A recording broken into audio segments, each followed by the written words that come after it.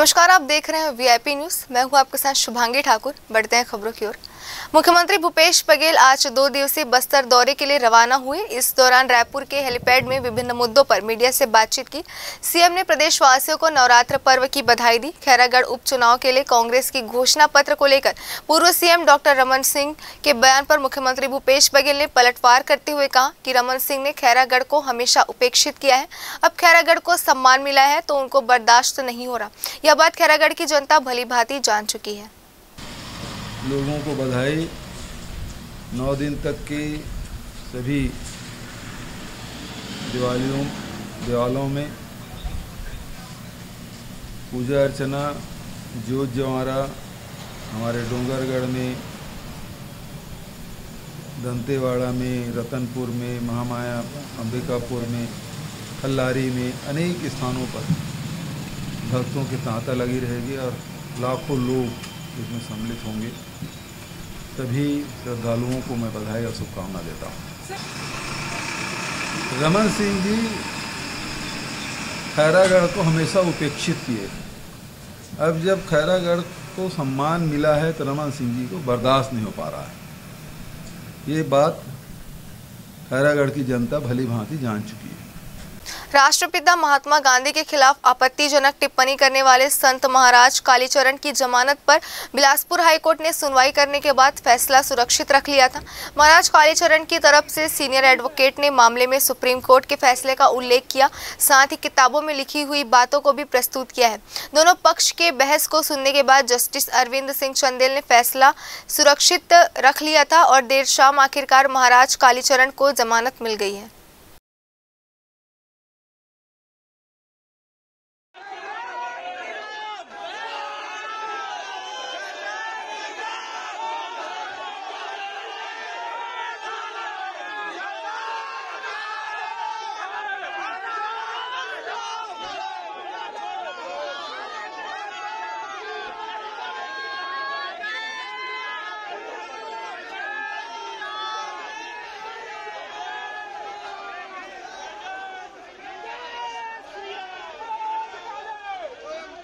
गर्व से कहते हैं कि हम कसाई यदि गौ माता की रक्षा के लिए किया है तो, क्योंकि हमारा नारा है।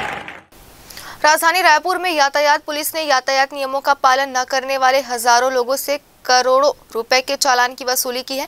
जानकारी के अनुसार वर्ष 2021 में मोटर व्हीकल एक्ट के तहत कुल 67,073 लोगों पर कार्रवाई की गई। इस कार्रवाई में करीबन 3 करोड़ रुपए की वसूली की गई है, तो वहीं 470 लोगों के ड्राइविंग लाइसेंस निरस्त किए गए हैं। जानकारी देते हुए यातायात एएसपी MR मंडावी ने बताया कि लोगों में जागरूकता लाने यातायात पुलिस की टीम लगातार काम कर रही है और इस बार भी लोगों में जागरूकता लाने का प्रयास किया जाएगा। यातायात व्यवस्था को दुरुस्त करने के लिए यातायात रायपुर द्वारा लगभग 68,000 वाहनों के खिलाफ कार्रवाई की गई है, जिसमें लगभग 3 करोड़ रुपए की वसूल की गई है। और अभी हमारा ये प्लान है कि सबसे पहले हम तो ये चाहते हैं कि लोगों को जागरूकता अभियान चला के उनको यातायात नियमों के संबंध में जानकारी दें। उसके बावजूद भी यदि उल्लंघन करते हैं तो उसके बाद की कार्रवाई हम जो करते हैं इन्फोर्समेंट की, उसमें करते हैं और चालानी कार्रवाई करते हैं। तो ऐसे हम अभी इस वर्ष जो है सबसे ज़्यादा जागरूकता पे ध्यान देंगे। उसके बाद फिर यदि नहीं मानते हैं तो उसमें वैधानिक कार्रवाई मोटर व्हीकल एक्ट के तहत कार्रवाई करेंगे। देखिए, लोगों में कितनी जागरूकता आ रही है वो खुद ही समझेंगे वो, लेकिन हमारा प्रयास यही निरंतर रहेगा कि उनको जागरूक करें और यातायात नियमों के प्रति वो सचेत रहें। छत्तीसगढ़ में फिर एक बार वीआईपी न्यूज और आज की जनधारा अखबार का असर देखने को मिल रहा है। बीते दिनों हमारे द्वारा बलौदाबाजार के तेलासी धान मंडी से सरकारी धान की चोरी कर राइस मिल में बेचे जाने का मामला प्रमुखता से दिखाया गया था, जिस पर कार्रवाई होनी भी शुरू हो गई थी। बलौदाबाजार कलेक्टर डोमन सिंह ने जांच में पाए गए सभी दोषियों पर कड़ी कार्रवाई करने की बात कही है, तो वहीं जिले के खाद्य विभाग ने सहकारिता विभाग को पत्र लिखकर कड़ी कार्रवाई किए जाने की अनुशंसा की है। बता दें कि तेलासी धान मंडी से करीब 100 बोरी सरकारी धान को TODO जारी किए बिना ही चपरीत के सालासर बालाजी राइस मिल में ले जाया गया था, जिसकी शिकायत के बाद ये तमाम कार्रवाई सामने आ रही है। हाँ,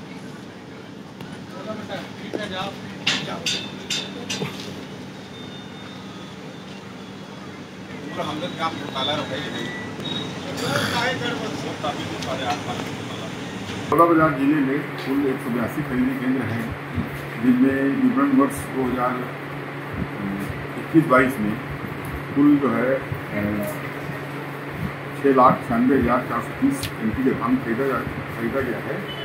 और मात्र जो है अभी समितियों में लगभग 3300 कुंटल धान भी शेष बचा हुआ है और शेष धान का निराकरण जो है हो चुका है। आपके द्वारा तेलासी धान खरीदी केंद्र के द्वारा अवैध विक्रय के संबंध में जो प्रश्न पूछा गया है, उस संबंध में मेरा कथन है कि आजूराम सुनवानी वाहन मेटाडोर में सर वाहन क्रमांक है CT 12AC 9579 के द्वारा दिनांक 13 तारीख को लगभग 80 कट्टा धान भर के अवैध रूप से रायपुर जिले के आनंद स्थित सालासर बालाजी राइस में भेजा गया था, जिससे पुलिस एवं ग्रामवासियों के द्वारा पकड़ कर वापस लाया गया था। और प्रश्नाधीन जो ट्रक वाहन में धान सहित गिरपुरी थाना में जो है रखा हुआ है। और इसके संबंध में जांच दल द्वारा जो है इसमें कारपेटी इंस्पेक्टर, फूड इंस्पेक्टर, जिला केंद्रीय सरकारी बैंक के पर्यवेक्षक एवं जिला केंद्रीय सरकारी बैंक के शाखा प्रबंधक के द्वारा संयुक्त रूप से जाँच किया गया था। जाँच प्रतिवेदन उनका प्राप्त हो चुका है, जिसमें जो है धान के अवैध बिक्री की पुष्टि हुई है। इसके संबंध में कलेक्टर महोदय को जो है निश्चित प्रस्तुत किया जा रहा है। तेलासी में जो धान गड़बड़ी पाने की जो शिकायतें आई थी, उसको मैंने जांच के लिए निर्देश भी दिए हैं। और हम लोग उसमें प्राथमिक रूप से निर्देश भी दिए हैं कि पहला तो हमारा ये कि जितना धान हमने खरीदा है वो वहाँ रहना चाहिए, तो उसका फिर से मिलान करने के लिए भी मैंने बोला है। कुछ उनका मिलान का भी कोई प्रॉब्लम था, तो एक तो विषय वो है। दूसरा, अगर अनियमितता होगी तो कार्रवाई होगी। मुख्यमंत्री भूपेश बघेल बीते दिन जांजगीर चांपा, दुर्ग और रायपुर के दौरे पर है। इस बीच जांजगीर चांपा में शक्ति के पंडित दीनदयाल स्टेडियम में क्षेत्रवासियों को 226 करोड़ की सौगात दी है। इस दौरान 13 करोड़ 67 लाख रुपए और 11 विभिन्न कार्यों का लोकार्पण किया। साथ ही पूर्व मंत्री स्वर्गीय बिसाहू दास महंत की प्रतिमा का अनावरण भी किया।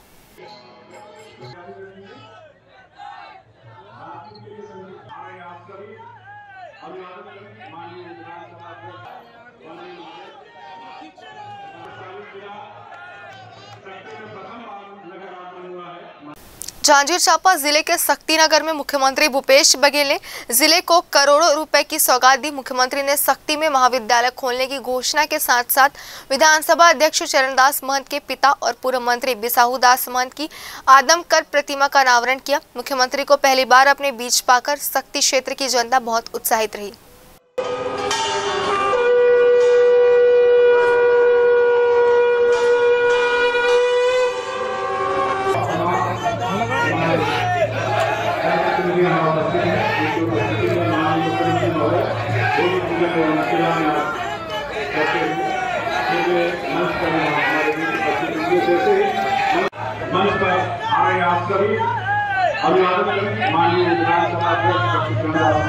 स्वर्गीय बिसाहू दास महंत की मूर्ति का अनावरण और साथ ही निर्माण कार्यों के और लोकार्पण और साथ ही पेयजल के लिए नल जल योजना के लिए 101 करोड़ घर घर में पानी पहुंचाने के लिए 101 करोड़ के कार्यक्रम के भूमि पूजन किया गया है।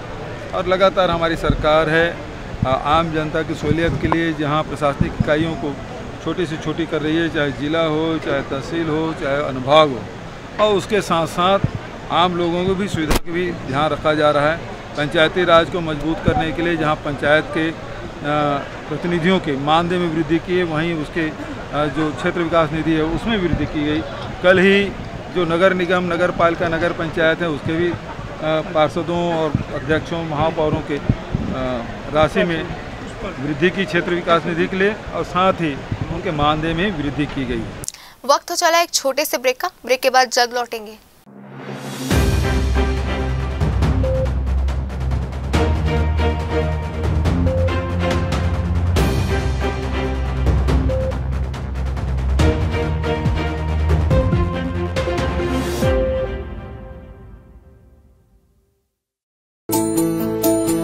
छत्तीसगढ़ कटोरा धान का, कला के संधान का, संस्कृति की शान का, साहित्य की मान का, प्रगति के अभिमान का छत्तीसगढ़। देखिए खबरें वीआईपी न्यूज पर। छत्तीसगढ़ की लगभग 77% आबादी गांव में निवास करती है। प्रदेश में त्रिस्तरीय पंचायत राज संस्थाओं के अंतर्गत 27 जिला पंचायतें, 146 जनपद पंचायतें और 11,664 ग्राम पंचायतें कार्यरत हैं। इनके माध्यम से ग्रामीण विकास को मिल रही है नई गति और दिशा। छत्तीसगढ़ के ग्रामीण अंचल की तस्वीर बदल रही है। सुराजी गांव योजना, नरवा गरुआ घुरुआ और बारी योजना, राजीव गांधी किसान न्याय योजना, गोधन न्याय योजना, राजीव गांधी ग्रामीण भूमिहीन कृषि मजदूर न्याय योजना और धरसा विकास योजना। गढ़भू नवा छत्तीसगढ़, सुघड़ छत्तीसगढ़।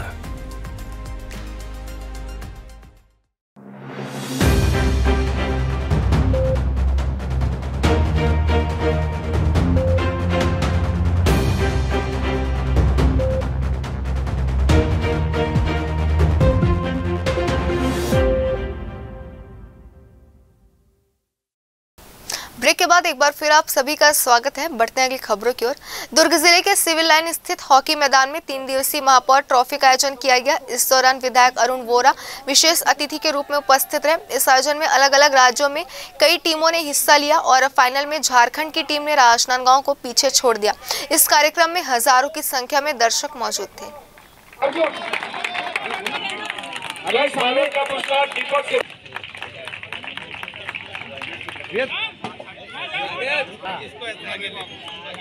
हाँ ले, अब इधर देखो।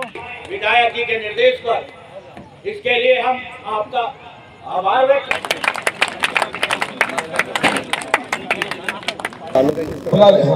बहुत ही अच्छा अनुभव रहा। दुर्ग शहर विधायक अरुण वोरा जी के मार्गदर्शन में ये लगातार दूसरा साल, पहले साल हम लोग प्रदेश स्तरीय हॉकी टूर्नामेंट कराया महापौर ट्रॉफी के रूप में और दूसरे साल हमने अंतर्राष्ट्रीय हॉकी टूर्नामेंट कराया। तो ये बहुत ही अच्छा आयोजन रहा। लगभग 14 टीमें भाग ली, 7 साइड मैच था और बहुत अच्छा आयोजन रहा। हमारे खेलकूद प्रभारी भाई मनदीप भाटिया ने भी इसमें बहुत मेहनत की। जिला हॉकी संघ के पूरे लोगों ने इसमें बहुत मेहनत की, क्योंकि कोई भी आयोजन सफल तभी होता है जब सब मिलजुल कर काम करते हैं। नारायणपुर जिले में ग्रामीणों ने कलेक्ट्रेट का घेराव किया। दरअसल रावघाट परियोजना के प्रभावित 22 गांवों के ग्रामीणों ने सालों पुरानी अपनी 20 सूत्री मांगों पर अमल नहीं होने पर आक्रोशित होकर कलेक्ट्रेट का घेराव किया। इस दौरान पुलिस के साथ ग्रामीणों की धक्का मुक्की भी हुई। ग्रामीण 2 बैरिकेड को पार कर कलेक्ट्रेट परिसर के गेट को तोड़ते हुए कलेक्ट्रेट में घुस गए। इस दौरान पुलिस की समझाइश के बाद ग्रामीण शांत हुए और कलेक्ट्रेट के बाहर खड़े होकर कलेक्टर को ज्ञापन सौंपा।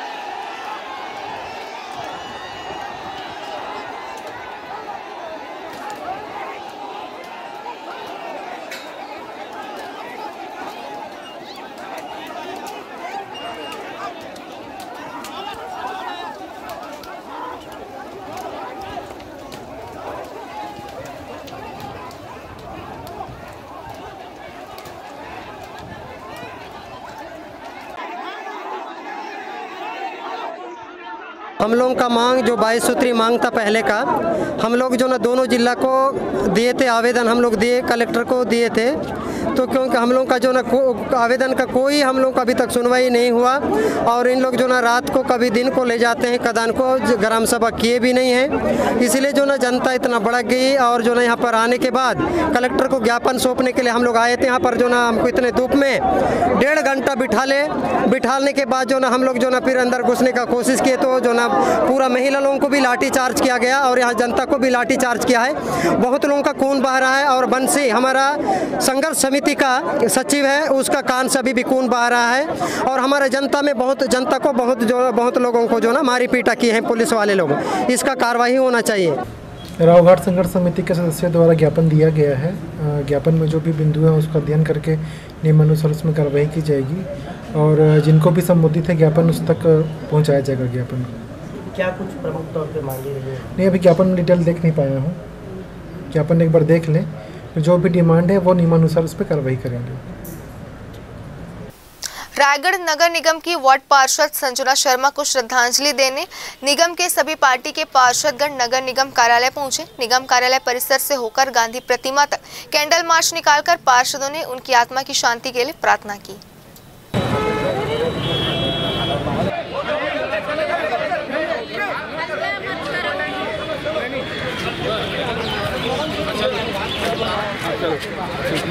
अवसर लेके अपन पैंतरा बदल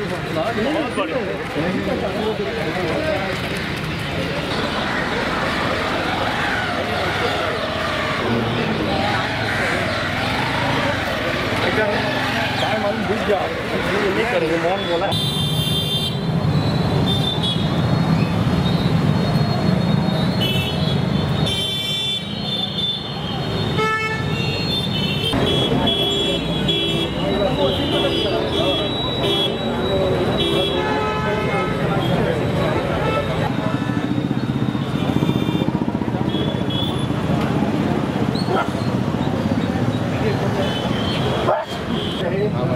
अच्छे से है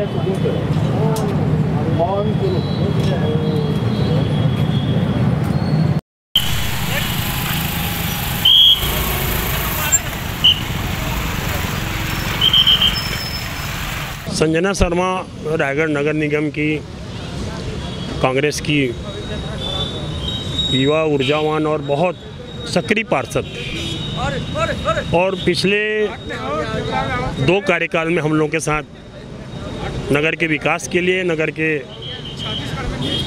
जनहित के सारे मुद्दों को लेकर बहुत मुखर रहती थी। ऐसे संजना शर्मा पार्षद का एकाएक चला जाना, उसके द्वारा ये अप्रिय कदम उठाया जाना से हम सब लोग नगर निगम का न केवल कांग्रेस पार्षद वरन पूरा परिवार, उसमें भारतीय जनता पार्टी के भी सब पार्षद शामिल हैं, शोकाकुल हैं। पूरा नगरवासी शोकाकुल हैं। कल से जब ये समाचार हम लोग को प्राप्त हुआ, हम लोग की बजट की बैठक चल रही थी, तब हम लोग ने तुरंत मेट्रो हॉस्पिटल में जहां वो एडमिट थी वहां हम लोग पहुंचे थे। तब तक उसका दुखद निधन हो गया था। हम सब लोग आज नगर निगम प्रांगण में भी उनको पूरे कर्मचारियों के साथ श्रद्धांजलि अर्पित किए हैं, और उनकी आत्मा को शांति मिले, उनके परिवार को ईश्वर संबल प्रदान करे। इस उद्देश्य से आज हम लोगों ने कैंडल मार्च शांतिपूर्ण गांधी प्रतिमा तक नगर निगम सभा भवन से आए हैं, और ईश्वर से प्रार्थना करते हैं कि हमारे जो युवा सक्रिय महिला पार्षद रही, वो उसको भगवान अपने श्री चरण में स्थान दे। मैं निजी तौर पे बोल सकता हूँ कि संजना शर्मा में बड़ी अच्छी नेतृत्व की संभावना थी, और रायगढ़ जिले ने एक अच्छा महिला नेतृत्व को खो दिया है, जिसकी पूर्ति होना असंभव है। अगली खबर बेमेतरा से, जहां लंबे समय से वकीलों के बैठने के स्थान में बिजली नहीं मिलने से कागजी कार्यों में बाधा हो रही है। बिजली की समस्या को लेकर कई बार अधिकारियों से वकील संघ गुहार लगा चुके हैं। वकीलों के साथ तहसील कार्यालय में आने वाले ग्रामीणों को भी काफी समस्या हो रही है। तहसील कार्यालय में वकील और आने वाले आम लोगों के लिए न पानी की व्यवस्था है और न ही बिजली की। अब देखना ये होगा कि आखिरकार वकीलों को कब तक बिजली मिल पाती है।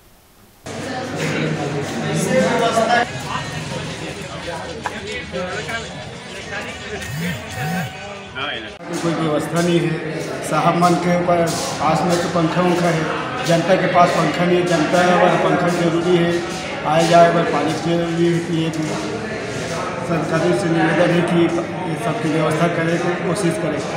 SDM कार्यालय में आए हैं तहसील ऑफिस में। यहाँ बहुत गर्मी है, पंखा वगैरह की सुविधा नहीं है। गर्मी में परेशान है, ना पानी की सुविधा है ना पंखा की सुविधा है, और परेशान है वही सब जनता मन परेशान है। हर कोई बैठन हर कोई बोलथन यही कि यहाँ पंखा की सुविधा होना चाहिए, लाइट की सुविधा, पानी की सुविधा होना चाहिए करके कोई व्यवस्था नहीं है। शासन से ही निवेदन है कि सब व्यवस्था बनाए ताकि जनता मन सुकून से बैठ सकन। कम से कम बहुत दिन के बाद तो बैठे की व्यवस्था बनाए हैं छोटे मोटे, अब पंखा की व्यवस्था भी करे, शासन से ही निवेदन है। पक्षकारगण के साथ में यहाँ काम करते हैं तहसील प्रशासन के नीचे, उनका बिजली का बिल सरकार दे करती है और अधिवक्ता कक्ष का निर्माण 3 सेट का तत्कालिक SDO महोदय के द्वारा PWD के राशि से किया गया था। 10 लाख रुपए की राशि लगी हुई है। तो हमारा कहना है कि 10 लाख रुपए की राशि जब स्वीकृत हुई है, हमको वहाँ पर बाहर में बैठाया गया है, तो बिजली देने का अधिकार किसको है? यहाँ पर अधिकारी से बात करने से अधिकारी कहते हैं कि ये उनका निजी मामला है। भाई आपने ही व्यवस्था की बैठने के लिए, हम लोग वहीं आपके निर्देशानुसार बैठ रहे हैं, तो निजी मामला कैसे होगा? हमको लाइट क्यों नहीं देगी? आज पक्षकार परेशान है, आज टाइप नहीं हो पा रहा है, लोगों का जाति प्रमाण पत्र नहीं बन पा रहा है, कोई ज़रूरी दस्तावेज आपत्ति जवाब नहीं दे पा रहे हैं, तो पक्षकारों के साथ असुविधा हो रही है, उनके साथ अन्याय हो रहा है और हमारे साथ तो अन्याय हो ही रहा है। जांजगीर चांपा में चैत्र नवरात्र में देवी मंदिरों में 9 दिनों तक विशेष पूजा आराधना होगी। 2 सालों बाद श्रद्धालुओं के लिए नवरात्र में मंदिर के पट खुल गए हैं। वहीं नवरात्रि के पहले दिन की बात करें तो देवी मंदिरों में पूजन के लिए सुबह से ही भक्तों की भीड़ लगी हुई है। वहीं देवी मंदिरों में मनोकामना ज्योति कलश की भी स्थापना हो रही है।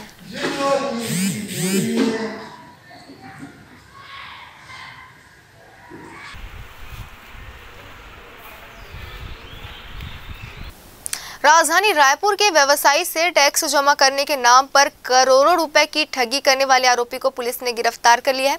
जानकारी के अनुसार पीड़ित रोहित शर्मा ने कुछ दिनों पहले इसकी शिकायत डीडी नगर थाने में दर्ज कराई थी। शिकायत में बताया गया था कि पटना का रहने वाला आरोपी सीए संजय सिन्हा द्वारा साल 2015 से 2020 तक टैक्स जमा कराने दिए करोड़ों रुपए को जमा नहीं किया गया है। कंपनी के पासवर्ड और जानकारी का गलत इस्तेमाल कर करोड़ों रुपए की ठगी को अंजाम दिया है। इस मामले पर ASP आकाश राव गिरिपुंजे ने बताया कि पीड़ित की शिकायत पर आरोपी सी को बिहार से गिरफ्तार कर लिया गया है। वहीं आरोपी के पास से 3 नग मोबाइल फोन, 1 नग कंप्यूटर CPU, 1 नग कंप्यूटर मॉनिटर, पैन कार्ड, आधार कार्ड और ATM कार्ड भी जब्त किए गए हैं। थाना डीडी नगर क्षेत्र में एक अपराध कायम किया गया था। प्रार्थी इस पे रोहित शर्मा है जिनके द्वारा कि उन्होंने जो अपना जो अकाउंटेंट काम करते हैं टैक्स वगैरह पे करने का, संजय सिन्हा जिनका नाम था, उनके परिचित थे, उनको अपने पैन कार्ड, आधार कार्ड संबंधी सभी डॉक्यूमेंट, सीक्रेट पासवर्ड इत्यादि उपलब्ध कराए थे उन्होंने, इसलिए कि ताकि उनका टैक्स समय पर पटा चुके। इस संबंध में उनके द्वारा लगभग 1 करोड़ से भी ऊपर की राशि उनको दी गई थी टैक्स पटाने के लिए, लेकिन उनके द्वारा टैक्स नहीं पटाया गया और लगभग 1 करोड़ रुपये की धोखाधड़ी की गई थी, जिस पर अपराध कायम किया गया था। इसमें हमारी साइबर टीम और थाने की टीम ने जाकर आरोपी को हिरासत में गिरफ्तार किया गया है। बिहार गई थी इसके लिए टीम हमारी, वहाँ से उसको हिरासत में लिया गया है। संजय सिन्हा आरोपी का नाम है। व्यक्ति के विरुद्ध अग्रिम कार्रवाई करते हुए न्यायिक रिमांड में उसे भेजा गया है और उससे मोबाइल और अन्य जो लैपटॉप है इत्यादि सामग्री उसमें जब्त की गई है। राजधानी रायपुर में सेंट्रल GST ने बड़ी कार्रवाई करते हुए GST चोरी मामले में साईनाथ एंटरप्राइजेस के संचालक को गिरफ्तार किया है। मामले की जानकारी देते हुए GST अधिकारी SK बंसल ने बताया कि 5 करोड़ की टैक्स चोरी पर सेंट्रल GST ने कार्रवाई करते हुए वासुदेव मित्तल को पहले गिरफ्तार किया और उसके बाद GST की टीम ने 76 लाख का टैक्स भी जमा किया। मामले में आरोपी वासुदेव मित्तल को 14 दिनों की रिमांड पर जेल भेजा गया है। लगातार हमें शिकायतें मिल रही थी कि साईनाथ एंटरप्राइजेस के जो प्रोप्राइटर हैं मिस्टर वासुदेव मित्तल, ये लगातार फेक फर्म्स की जो इनवाइसेस हैं उनके बेस पे क्रेडिट ले रहे हैं। तो इस सूचना और शिकायत के आधार पे हम लोगों ने जांच प्रारंभ की और कई लेवल पे हमने जांच की। डाटा हमने टोल ब्रिजेस, जितने भी टोल नाके हैं वहाँ से हमने टोल डिटेल्स मंगवाए। साथ ही जितने व्हीकल्स इनवाइसेस पे जितने व्हीकल नंबर हैं सभी की जाँच करवाई। तो चौंकाने वाले तथ्य हमारे सामने आए। एक भी गाड़ी उस टोल को क्रॉस नहीं की थी जिस रूट पे उन्होंने बताया था कि माल ट्रांसफ़र हुआ है। साथ ही जो व्हीकल नंबर्स इनवॉइसेस पे डले थे वो भी किसी कार के थे, किसी मोटरसाइकिल के थे, जबकि बताया गया था कि ट्रकों में सामान ट्रांसपोर्ट हुआ है। तो इस पुख्ता जानकारी के आधार पर हमने सर्च की साईनाथ इंटरप्राइजेस पर, और हमने पाया कि लगभग 31 करोड़ के इन्वाइसेस पे फेक क्रेडिट उन्होंने लिया है और ड्यूटी इन्वॉल्वमेंट लगभग 5 करोड़ 70 लाख का था। उस आधार पर हमने मिस्टर वासुदेव मित्तल को अरेस्ट किया और कल कोर्ट में प्रोड्यूस किया और 14 दिन की जुडिशियल रिमांड पर उन्हें भेजा गया है। और अरेस्ट होने के पश्चात उन्होंने 76 लाख रुपए तत्काल जीएसटी पेमेंट भी उन्होंने कर दिया है। वक्त तो चला एक छोटे से ब्रेक का, ब्रेक के बाद जल्द लौटेंगे।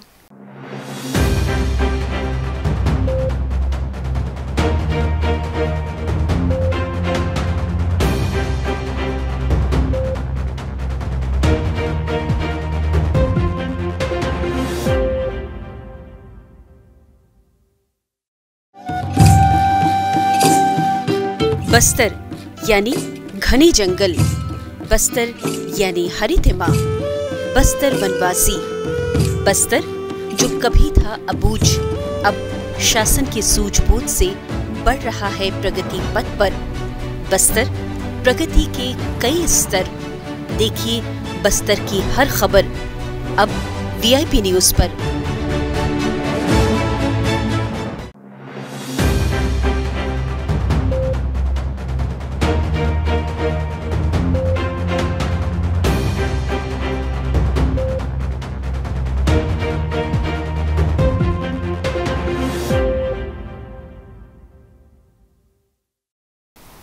रायगढ़ पुलिस को बड़ी सफलता मिली है। पुलिस ने ट्रिपल मर्डर में 4 आरोपियों को गिरफ्तार कर लिया है। इस बात की पुष्टि पुलिस अधीक्षक अभिषेक मीणा ने की है। बता दें कि 31 मार्च को एक ही परिवार के 4 लोगों को मौत के घाट उतार दिया गया था। पूरा मामला रायगढ़ जिले के कापू इलाके के धवईडांड गांव के पास मौजूद जंगल का है, जहां जंगल में मां बेटे और 15 साल की नातिन की हत्या कर लाश फेंक दी गई थी। इस मर्डर कांड के बाद से पूरे गाँव में सनसनी फैल गई थी।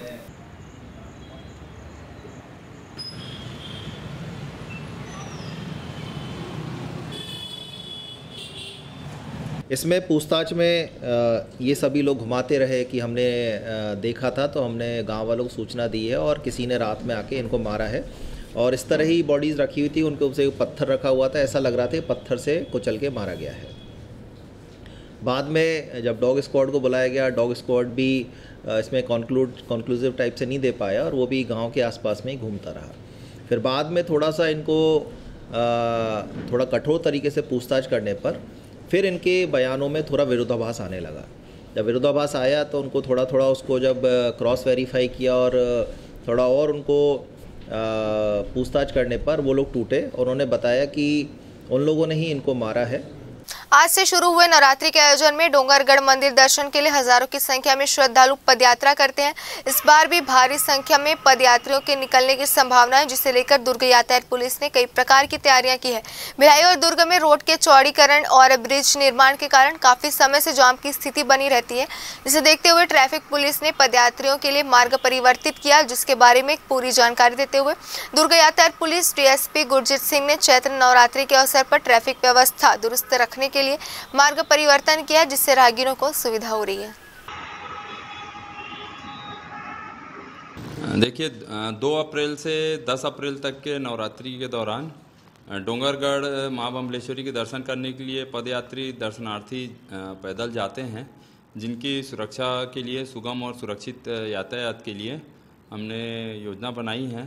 आप सबको मालूम है कि पावर हाउस और चंद्रा मौर्य से लेकर सुपेला चौक तक ओवरब्रिज का निर्माण हो रहा है, इसलिए हम कुर्सी पार गेट से पदयात्रियों को कुर्सी पार रेलवे फाटक से होके मुर्गा चौक की ओर सेंट्रल एवेन्यू में भेजेंगे।